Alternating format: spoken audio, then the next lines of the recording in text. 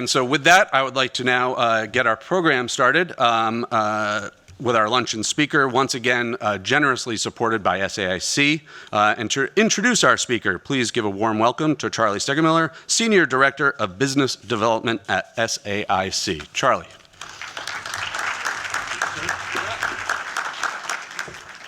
Well, thank you, Jim. I'd like to give a round of applause to Jim. He's done an excellent job as our director for AAS, and this is a phenomenal event. I really appreciate it. Thank you, Jim. We're a proud sponsor for today's luncheon and for today's events. I think that the speaker I'm about to introduce will also help pull this all together. And if you've seen our video a couple of times, it's Bring On Tomorrow, I think is a fitting title for the topics that we covered throughout today and also yesterday. And if you had a chance to take a look at the posters yesterday from the students, and some of these are really advanced work. They're bringing tomorrow on. And we've entered into a new era of how do we do business in this new world of wonder.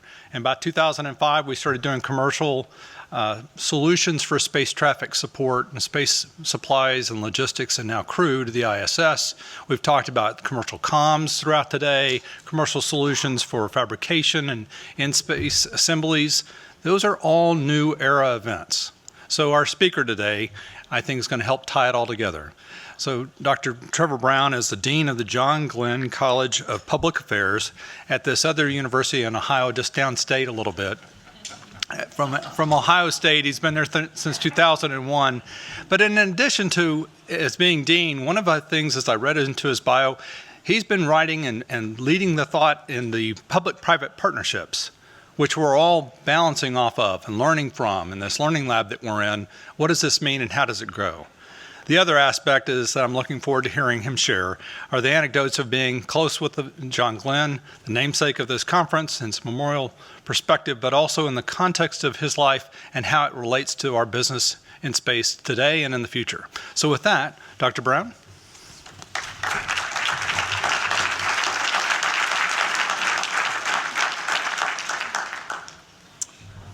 Well, good afternoon, everyone. And let me add to the parade of thank yous. A ditto to everything we just heard Jim say, but thank you to Jim and thank you to Charlie. And I also want to thank John Horak, who's a faculty member at the Glenn College and at the College of Engineering at Ohio State. He's our Neil Armstrong Chair in Aerospace Policy and kindly included me in thinking about this event. Could I have the slides queued up, or do I have control over those here?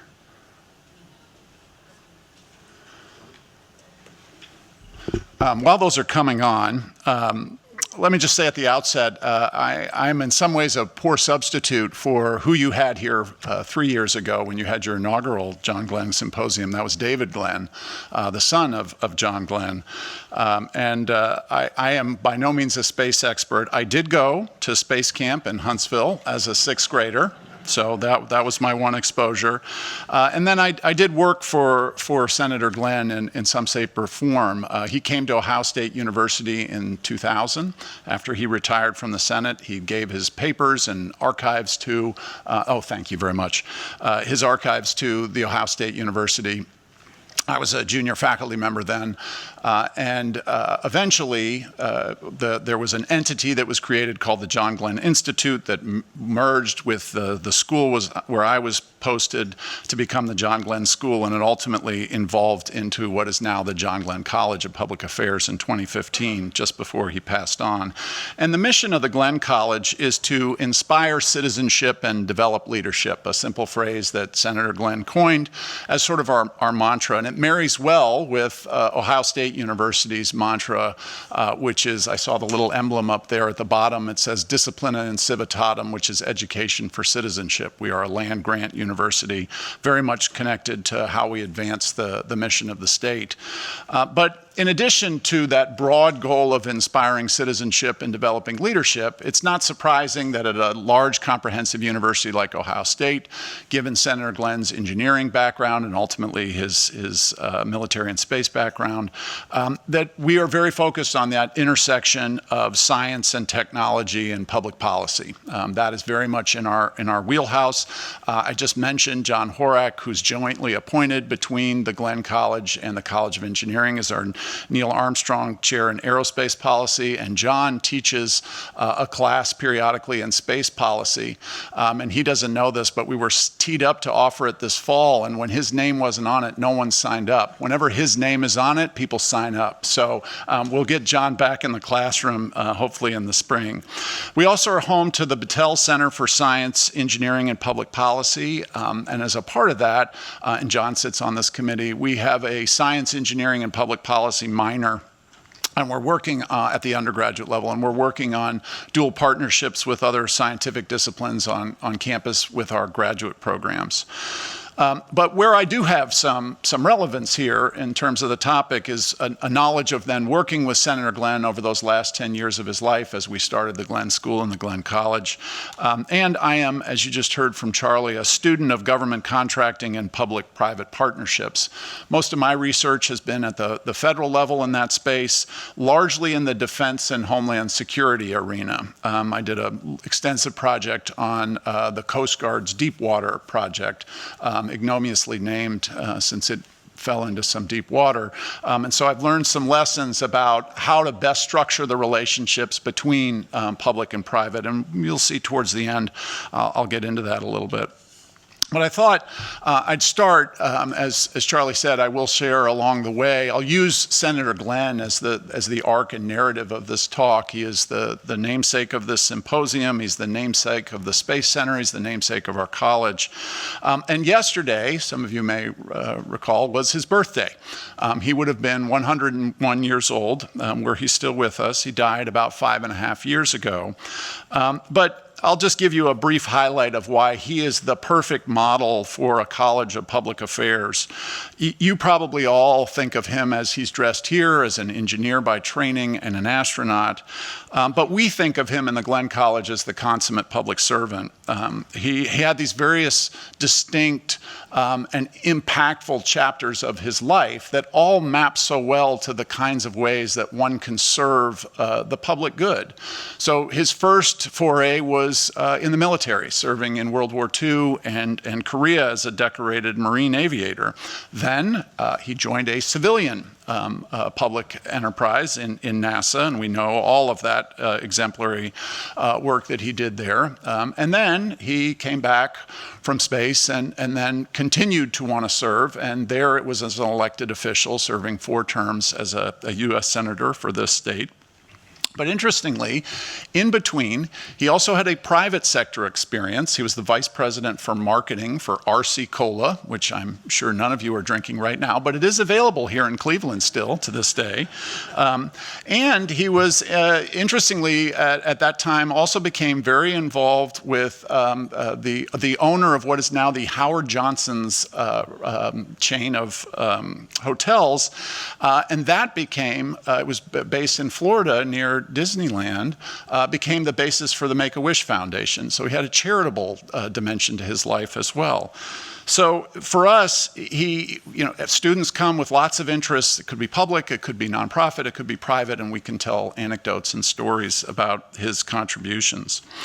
But fundamentally, what made him so compelling as a representative of all that's good about public service is he embodied the values of community, of patriotism, and ultimately humility. For someone who had accomplished so much over the course of his life and had spent so much at the apex of whatever profession he was in, he was the most down-to-earth person and just made you feel at ease. If any of you have had the pleasure of meeting him, even briefly, you will know he'd look you in the eyes. If you were a small child, he'd get down on a knee and talk to you, and he always made you feel comfortable.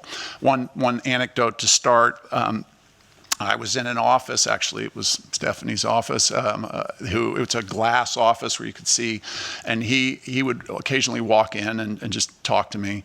And once he had just had some work done on his eyes. He was in his 90s and he had these big dark glasses on, and he had walking sticks with him to help him balance. And he was very old, but still able. And he came and he said, Trevor, I'm looking for my skis. Have you seen them? And what I loved about that moment is it's funny. It's an old man joke, you know, kind of a dad joke. But also what it did is, what is the most prized possession of a pilot? It's his eyes. And he had lost that ability to see. And he immediately took that off the table as something that I should be concerned about for him. He was saying, I'm going to make light of my situation. I'm going to make you feel comfortable so you don't have to feel sorry for me. I can laugh at myself. I can laugh at this circumstance and make you feel comfortable about that too. So he was really remarkable in that way.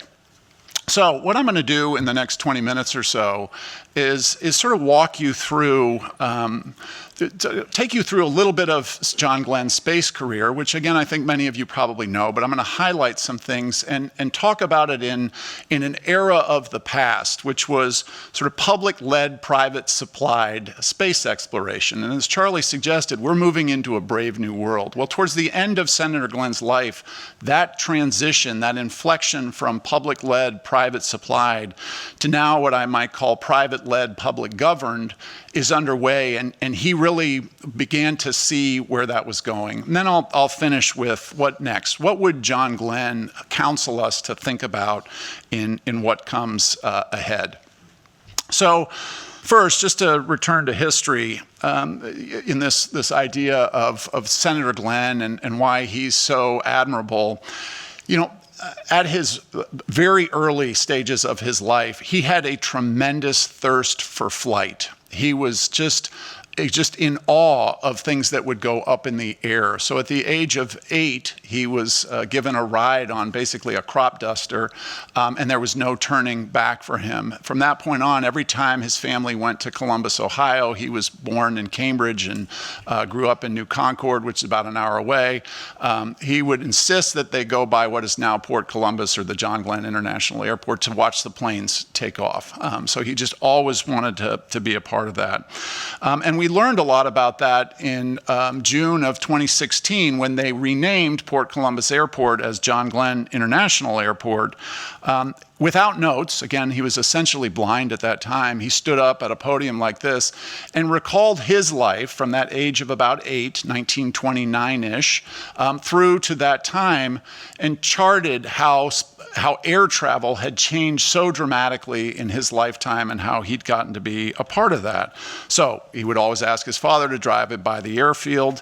And then sometime later, when he became a Marine aviator and was stationed across the country, he talked about how it would take him literally 24 hours and 10 stops by plane to get across the country. And now he marveled that you could do that in 4.5 hours and do it in one flight. And so he just always had this fascination with flight. And we know that too from his jockeying to be the first in orbit among the Mercury 7. He had that underlying ambition. He wanted to be first. We also know that from years later when JFK, unbeknownst to Senator Glenn, had grounded him after his successful space flight. He was too precious an asset for the nation to put at risk again. But by damn, he was going to find a way to get back up there. And as a member of Congress at the age of 77, he went up on the Space Shuttle Discovery. And even though he knew that flight would be his last in space, he didn't stop flying until well into his 1980s well into his 80s when his eyes began to fail him. And I put this image up here. He had, some of you may know the story, in his fighter pilot days, he earned the name Old Magnet Ass, forgive the term, because his plane took so much shrapnel, because he liked to be in the thick of the dogfight, and here he is smiling with pride about, hey, look what happened to my plane. I can't wait to get back up again. That's someone who loves flight. So he's also perhaps the signature public hero around flight and space exploration for this country. He and Neil Armstrong are probably the two most associated names with space exploration. And many have chronicled the life of Senator Glenn, most notably Tom Wolfe, the author in The Right Stuff. Many of you may have read Jeff Scheichel's book, Mercury Rising, and Glenn himself has written a memoir where he talks a little bit about this. And these accounts, they all document and capture John Glenn, the public hero and the embodiment of America's ambitions, its values, and its achievements in space. And there's sort of two parts to him being a public hero. First is that hero part, that notion almost like a Greek god of being able to do things that the average person can't, even though he was himself a very average person by his own personage and his way he thought about himself. But we had the privilege just over a month ago, we gave out an award in Washington, D.C. Called Excellence in Public Service in Senator Glenn's name to NASA Administrator Tom Nelson. And he told the story of Senator Glenn, and there's so many stories, but he told the story of Senator Glenn. It's also chronicled in Mercury Rising of when his wingman was shot down in Korea. He, with a number, I think 5, 6 MiGs flying around, he circled the place where that plane had gone down, keeping those MiGs at bay, keeping them away. And he would just go up and down, and he was monitoring his fuel gauge the entire time, thinking, how long can I stay here and mark the spot so we can come back and rescue him? And then ultimately waited until he was at the end of his fuel, got to the highest point he could so he could glide back to his base. As soon as he got back to his base, he jumped in another plane to fly back to his mate. That is a heroic action. And again, Tom Wolfe, I think in The Right Stuff, really captures that notion of John Glenn, the hero. But there's also John Glenn, the public hero. And by public, I mean representing both the community, but also the government. I don't remember who told me this story. It certainly wasn't Senator Glenn, because he never told stories that would draw attention to himself. But he was at some kind of panel discussing space flight, and it was a big room, and there was a lot of people sitting around the perimeter, and it was a table that had just a parade of notable people, generals, administrators, et cetera. And it took like an hour to go around the room for everybody to introduce themselves and almost give their bios.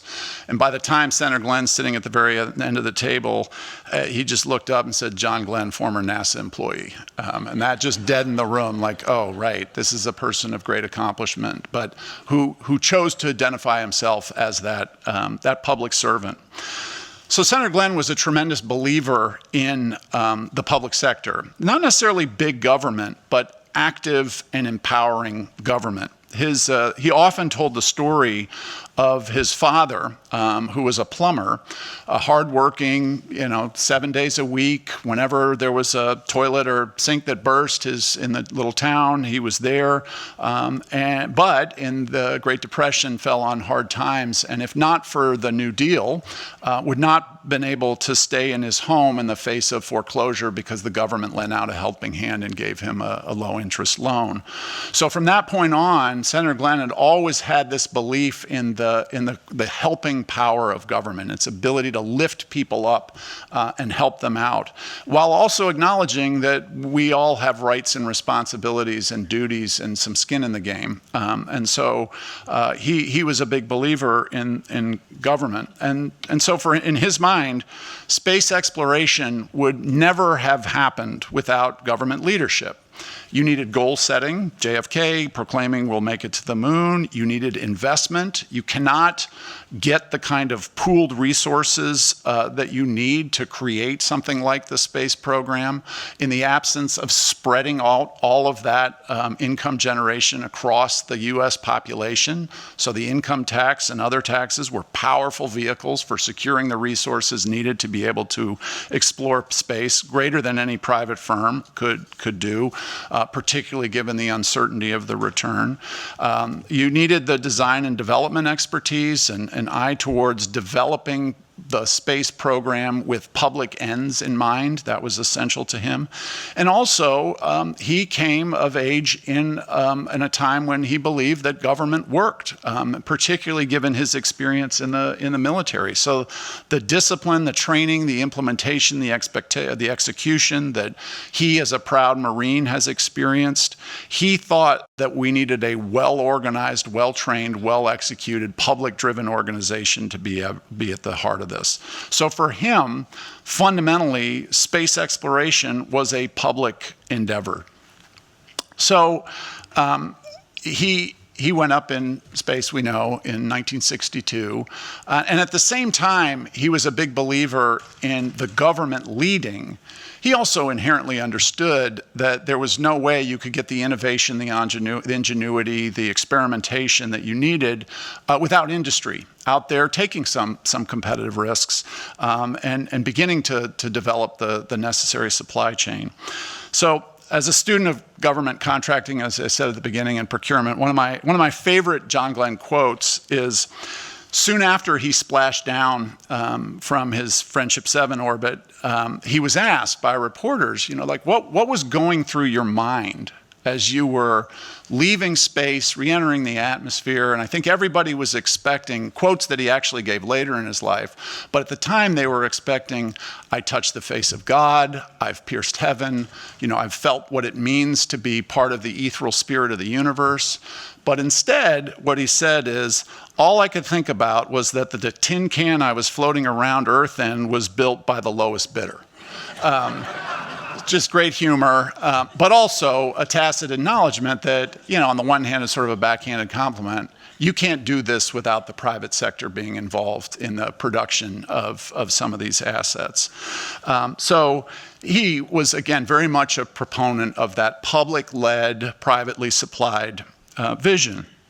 So the sunsetting of the space shuttle program really marked an inflection point in which that model changed in the United States. So it was particularly challenging for him. I was around him at that time. My office was down. He had an office in the Glenn College. He was there frequently. I should say he was not the typical person who gives their name and then walks away. No, he was very much a part of the lifeblood of the college. When he was with us, he spent a lot of time there. And you were sort of very aware of his presence. And so I happened to be in the office a couple of times where he'd call up NASA Administrator Charlie Bolden and give him an earful about why this was a bad idea. We need to keep the space shuttle program afloat. Now, he obviously had some personal investment here, given that he'd flown in it. But I think fundamentally for him, he was, part of it was the sort of technical question about how do you have a space program if you don't have a way to get back and forth to the various assets in space. Part of it was that desire, having been a part of America's competition with its space competitors, namely the Soviet Union. He wanted us to lead globally. But also there was an underlying resistance, I think, in him of the private sector taking the lead. He had that feeling of, wait, this whole thing was built, I am the representative of the public sector. And, again, recall, this is the 2000s, and the program ultimately sunsets in 2011. So he's in his mid-80s now. It's hard to change your mind. He's about to turn 90. But the world does change. And Senator Glenn, for as stubborn as he was and loyal and committed to NASA and his view of this public-led notion, he also had a very flexible and inquisitive mind. And as a politician, if you're going to succeed through 4 battles in the Ohio, general and primary, you got to be flexible and got to know when to pick your fights. And fundamentally, he was curious, driven by curiosity, and just awed by innovation. He always would give the same talk at our commencement for our students graduating, and it would always start with all these things that had changed over the course of his lifetime. And the one he loved to talk about was when he fell in love with Annie Glenn, his wife of over 70 years. They met when they were small children. He would call her on the party line, and we were like, everybody's like, oh, is that a cool app? And he's like, no, when you picked up a phone, you were connected to every other phone call that was going on in the town of New Concord at that moment. That was the party line. And then he'd pull out his cell phone and think, and now I don't have to listen to anybody else. I can just call Annie and tell her how much I love her. So he was just awed by innovation during that time. And so up until his death, he had observed and monitored and engaged with NASA leaders and others, and some private entities that were moving into taking that lead in space exploration. And he could see the evolving model of a more private-led but publicly funded and governed approach to space. So one of the things he was super excited about, just as an aside, was he would call me and others into his office, and ever the engineer, and I'm not, he would spend hours, like literally hours, telling you about how they were working on nuclear-powered, micro-nuclear-powered propulsion. And then he'd say, you know what we could do with all this garbage we have? We could just put it on a rocket and shoot it into space. And then ultimately it would go to the sun and it would incinerate and we'd get rid of all this. And we'd sort of laugh. And he goes, no, I'm serious. I'm going to call somebody. And presumably he knew who to call. But he was always thinking about how we could innovate and create new solutions to our public problems. And he understood that the private sector, there would come a time when they would lead the way. And the rocket you saw up there before is a drawing of Blue Origin's to-be-developed rocket, to be produced, with his name on it. It is the New Glenn, named obviously after Senator Glenn. And this is a letter some of you may be familiar with that is the last known public communication or private communication, everything is public for somebody of his stature, that he wrote. And if you note the date, he died just over a week after he put his signature to this letter. And it is a letter to Jeff Bezos, basically saying, thank you for naming this rocket after me. And my name is in the public domain. I can't prevent you from using it, but I approve, so to speak. And there's some important elements of this letter as you look through it. This type may be too small for you to read there, and I won't bore you by reading it. But in the beginning of the letter, he was a proud person, and he quietly acknowledges his past role in spaceflight. And I think he's embodying that public-led notion, like I was the embodiment of this. But he also celebrates in this that technological innovation that's occurring by here talking about the reusable rocketry that is the basis of the Blue Origin approach. And also the premise that this will lower costs of space exploration. He understood, because he was dutifully, as a senator, highly aware of the costs of this, that you needed that upfront fixed investment that comes from public sector, that's sort of wherewithal of the public sector, but that's not sustainable. The tax base will not sustain it. So you need to find efficiencies, and he understood that the private sector would be the leader in that. And then you'll note that he also highlights the vision of space travel being like the miracle of air travel that he experienced, right? I told you the stories about how he would say, it took me forever to get from one place to another, and now look, as we've moved from public-led in the aviation industry to a more private but publicly regulated environment, we have all of these amazing connection points and the ability, as much as we're probably all complaining and grousing about the airline industry right now, it is still a marvel of achievement relative to its past. So this was in some ways, I think, him saying, I am in support of this new model for a private-led but publicly governed approach to space. This is a fun, some of you were, if you were here 3 years ago, you will recognize that person. That's not Senator Glenn on the side there. That's his son. It looks very much like him. That's David Glenn. And a number of us had the opportunity on the 60th anniversary this year of Friendship's 7's orbit. We visited Cape Canaveral, and this is him at a monument for that. And so David and Karen, his wife, they went down. Lynn went down, and Lynn Glenn, his daughter, went down in May. And we were all awed by the innovation that we saw there. We visited the Blue Origin site and saw what's going on, and that spirit of private exploration for the common good, for humankind. So again, I think he penned that letter and he tacitly approved the handoff with his name on the rocket. He understood that the world was transitioning. So now, what next? What WWJD, that's not what would Jesus and God do, that's what would John Glenn do. What would he do if he were alive, and we were blessed with another 10, 20, 30 years of John Glenn. what would he be thinking about and what would he ask of us? Well, first, he'd want to ride, right? Like he'd want to get on whatever's coming next. He'd be really pissed that William Shatner is the oldest human to pierce the orbit now. He'd be really bothered by that. That guy's not a real astronaut. I'm a real astronaut. So knowing that he perhaps, if he was allowed to extend his age another 30 years, he could no longer engage in space travel, I think the senator in him would then take over. That person who's vouchsafing the nation's interest. And I think he'd ask 3 questions. The first, I think he'd ask, what are the goals? What are the goals of this new evolving model of this public-private partnership? And part of it is the literal objective of, we're going to try and get to the moon, we're going to try to get to Mars. And those destinations are exciting and interesting, and they would be to him. But fundamentally, he'd want to know, to what purpose, to what end are we doing those things? How could this help the nation's citizens, if not the world's citizens? And that doesn't necessarily mean we're limiting this to just scientific understanding.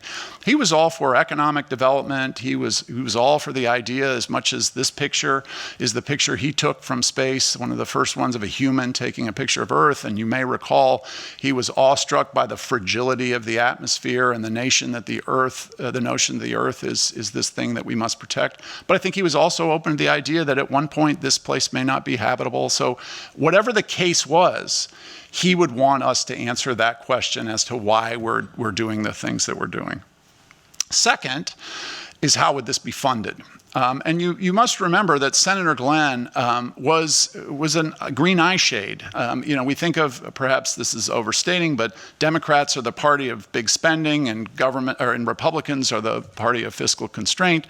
Although you would have no idea if you looked at the policies of the last 5 years who was who. But in his era, that was the characterization. But fundamentally, there were many Democrats who were very fiscally conservative, and Senator Glenn was one of them. He was one of the creators of chief financial officers in government. He ultimately was involved in the creation of the inspector generals. And so he had a role in saying, I want to make sure that we are using the nation's resources effectively. So he'd want to know a lot about how is the financing going to work for this. And then the third is, what would that working relationship be like between public and private? And what did the parties think it would evolve to be to come? What is the vision for this relationship? And he would again feel that government was an essential provider of operating funding. I would imagine, say that the government should have some role in establishing those targets and purposes, and perhaps a role in improving designs. But he also would be open to the idea that maybe this is evolving to something more like the airline industry, in which the government plays a light touch regulatory role, as opposed to running things and organizing things. But he would want people wrestling with those questions. And the other thing, in light of just looking at your really fascinating array of topics and panels that you've had, those questions might be different in different parts of this endeavor, right? That relationship may change depending on what function is being performed. He was a very technically minded person, so it was not a one-size-fits-all. But he'd want us wrestling with those questions.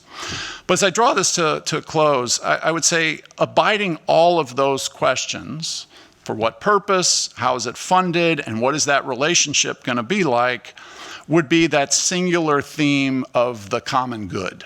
Of that notion that we should always be referencing back to what is the collective benefit of these endeavors. So you all might celebrate the quote of Senator Glenn's, that's 0G and feeling fine, which is one we love as well. But for us at the Glenn College, the signature line for us is a line he used in his 2009 commencement address at Ohio State, which is, we are more fulfilled when we are involved in something bigger than ourselves. That was what made Senator Glenn tick. That's what made him put his life at risk when he went to war. It's what made him put his life at risk when he sat on the top of a rocket. It's what he returned to as he went to public office. That's not a fun job for many people. He knew the challenges it would pose for his family. But for him, always, It was, these are endeavors that are going to make me fulfill my purpose as a member of a democratic nation. So his charge to all of us, from industry to government to higher ed, would be to work in partnership in the spirit of the common good. Why go to space if not for the benefit of humankind? So on behalf of the Glenn College, the Ohio State University, and the Glenn family, I want to thank you in being our partner in keeping his legacy alive and the good work you're doing to advance the common interest through space exploration. Thank you.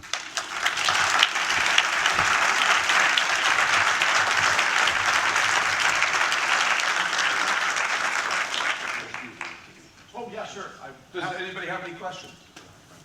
Just checking. Yeah, I'm happy to answer any questions about Senator Glenn, funny anecdotes. We've got one. Wander over to a mic. Yeah, sorry about that. No worries. Next.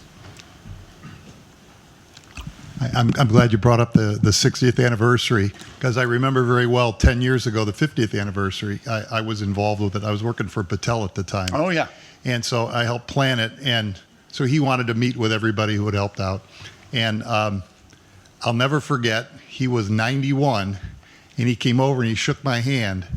And when he grabbed my hand, the first thing I thought of was, this guy's 40 years older than me, but if I tried to wrestle him right now, he would pin me in 3 seconds. Yeah. He was, the one thing you didn't mention, I know it's another part of his life, was just an incredible physically fit guy, which was another part of his legendary status, I guess. No, thanks for sharing that. I'm glad you had that opportunity to meet him. He was a remarkable physical specimen, about 6 foot tall. He was as fit as a fiddle and devoted to his fitness through the end of his age. The most amazing physical characteristic that I learned when we visited his home in New Concord, and the museum officials there shared was, and you can correct me if this is not true, maybe apocryphal, but that throughout his entire launch up into space through the orbit, and then his return, and remember that was a scary time, they were monitoring his heart rate. His resting heart rate was 55. It was 55 through the entire flight. So the guy had ice in his veins too. He was a remarkable physical person. Any other questions or remembrances of Senator Glenn? Okay, John. My heart rate's 104 because I'm about to ask my boss a question, but that's okay. We talk a lot about the history of Ohio, and if you look at the back of the state quarter, it's got a moonwalking astronaut and the Wright brothers flyers. John Glenn obviously embodies Ohio. Neil Armstrong embodies Ohio. We're in a really special place, and I think we have a lot of really natural gifts and attributes for the future.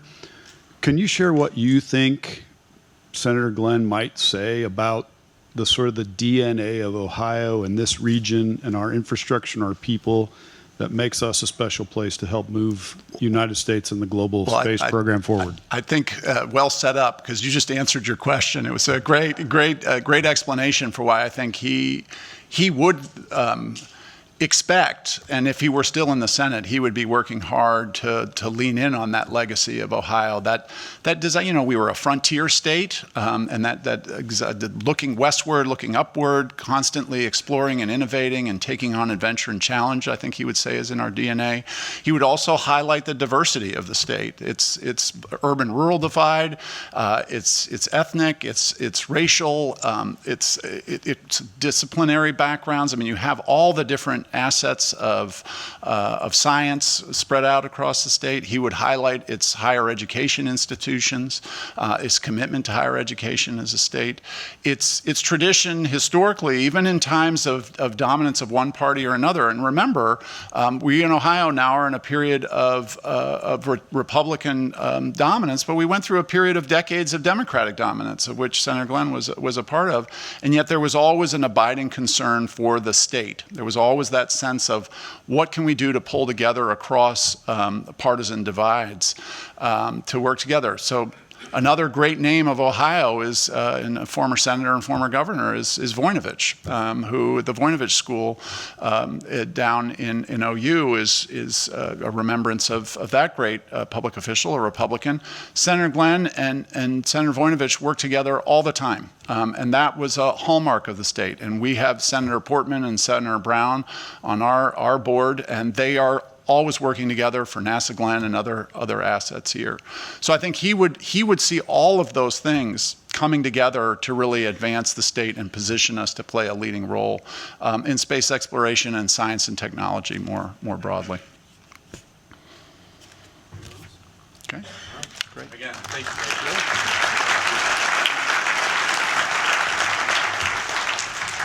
thank you again, Trevor. Excellent talk.